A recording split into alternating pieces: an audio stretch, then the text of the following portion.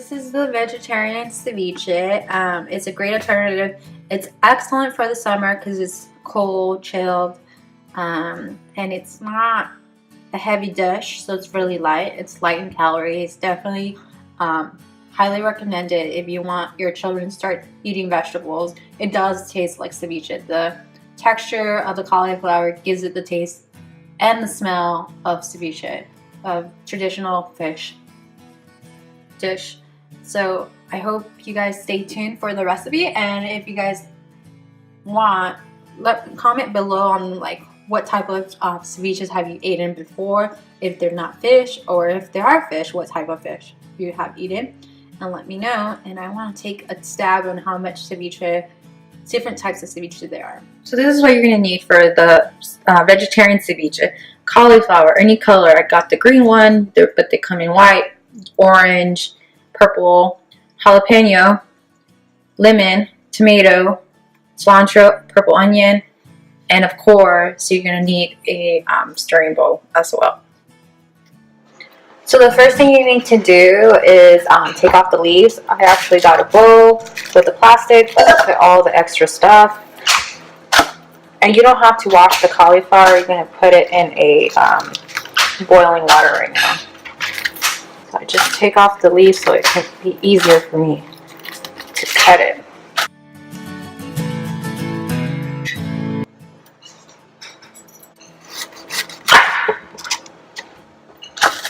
So I usually pre-cut it just into 4 sections so it can cook evenly. And then you just make sure that the little leaves are gone. So based on the size of your cauliflower as well as how well you want it cooked, you kind of want it kind of crunchy but a little bit soft. So I usually cook it for, I'm guessing for this one, 5 minutes, okay? So I had the pot of water boiling already and I put some salt in it. You don't want the water to be covering the whole cauliflower. What you're going to be doing is basically steaming it. So you're going to put it on a high, and then once it starts boiling, you'll put the lid on.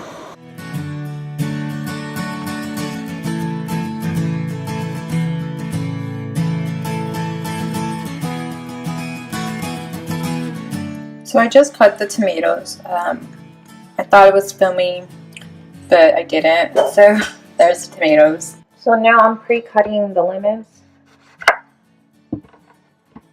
Here's a tip: roll them before, pressure them so that the juices will come out before you cut them.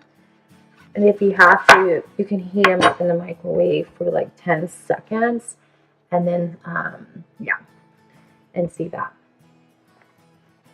So now my cauliflower has just finished cooking. I just turn off the heat, I'm going to let the water cool down for 2 minutes before I pour the water and start chopping the cauliflower. But meanwhile, let me chop the onions. So I have this purple onion. It's a little bit more sweeter than the white onions and the other onions, yellow onions. And I just peel off the shell, first layer of shell. Now this is all depending on what you want. I'm not a big fan of onions. I just have a little bit of it. So I'm just going to cut like 1/3 of it. And then just chop it up.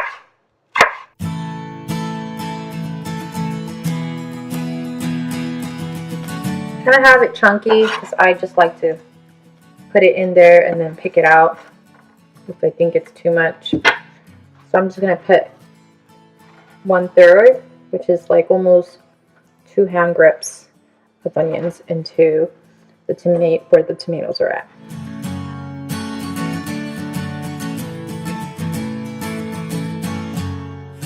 Now for the cilantro, I just washed all these vegetables already, pre-washed everything. So I'm just gonna chop it up. Usually like to grab it and make sure you move your hand back when you're chopping cilantro. I kind of like it a little bit rough. This is again, the thing is, you want kind of add texture to the ceviche because cauliflower is already soft unless you leave it really super crunchy. And you kind of want some texture in there. So I just put that. This is about, I want to say half a cup of cilantro. Again, some people don't like cilantro, so you can adjust all of these. So here's the mixing bowl. It's cilantro, onions, and tomato. And now for the cauliflower. Okay, you can see it. It's steaming. I let it cool down for a bit. If you want, you can let it cool down a little bit more. I'm just going to start chopping. I'm used to the hotness. And what I'm going to do is just chop. You kind of want like little chunky little pieces. You want it a little bit finer. That's fine. And then what I do in between is I squeeze a little bit lemon into it. Just because it's hot, so it's going to absorb the lemon a little bit more. So now I have all the cauliflower chopped up, and I'm going to show you how it looks. And I'm going to be putting lemons. I'm going to put about 3 lemons into it, or 3 limes. In Spanish they call limons, but I guess in English they call limes. So 3 limes in total.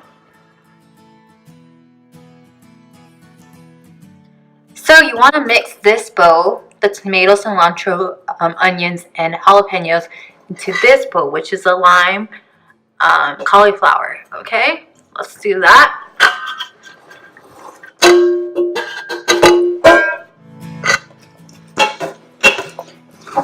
And you want to make sure that when you're mixing it, that everything's well mixed together, and it's not a lot of cauliflower in one area and onions in one area. So make sure you mix well. So here it is mixed, every ingredient. I will serve it right away, or you can also save it for the next day. The great thing about this, it is not fish based, so it can last way longer time than fish does. So how are you going to serve it? Of course on a plate, but you can also serve it on a tostada, which is my best recommendation.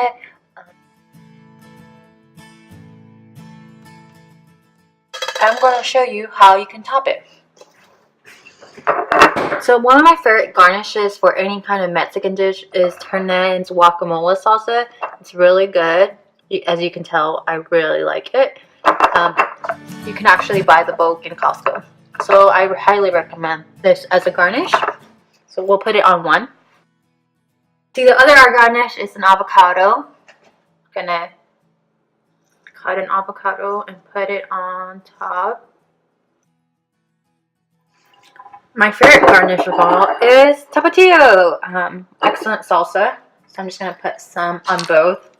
So I really like it.